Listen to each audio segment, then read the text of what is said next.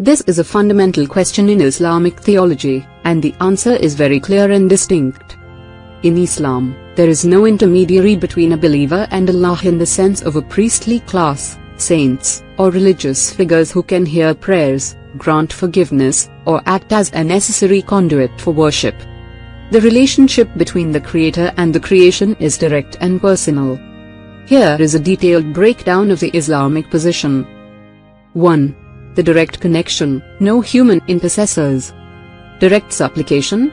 Muslims are encouraged to make personal supplications directly to Allah in any language, at any time, without the need for a human intermediary. A core verse in the Quran states, "And when my servants ask you concerning me, indeed I am near. I respond to the invocation of the supplicant when he calls upon me."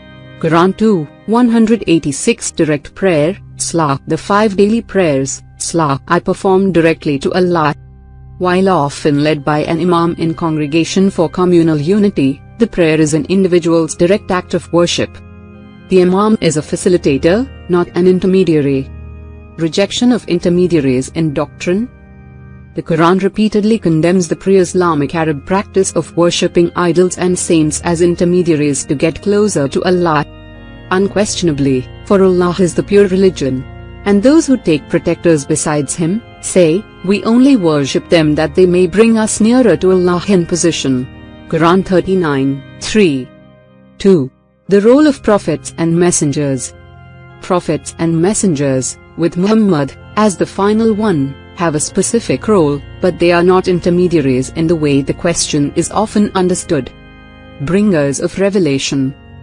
Their primary role was to convey Allah's message, the Quran, Torah, Gospel, etc., clearly and to be perfect examples of how to live by it. They cannot forgive sins. The Quran is explicit that prophets do not have the power to forgive sins or grant blessings independently. Say, it is not in my power to cause you harm or to bring you to right conduct.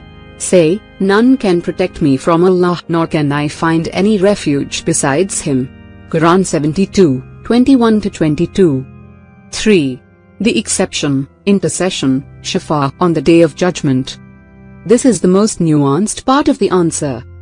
Islam acknowledges a specific, limited form of intercession, shafa, that will occur on the Day of Judgment, but it is strictly under Allah's control and permission. The key principle is, no one can intercede except by Allah's leave.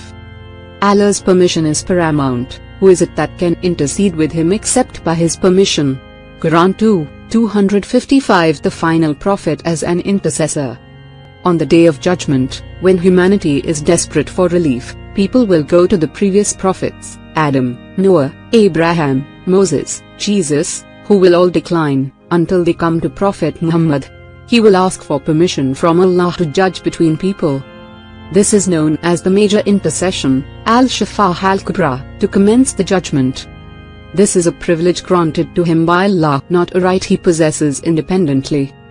Other forms of intercession, the belief is that with Allah's permission, other intercessions will occur, such as, for believers to enter paradise, for believers in sin to be forgiven and raised from the depths of hell.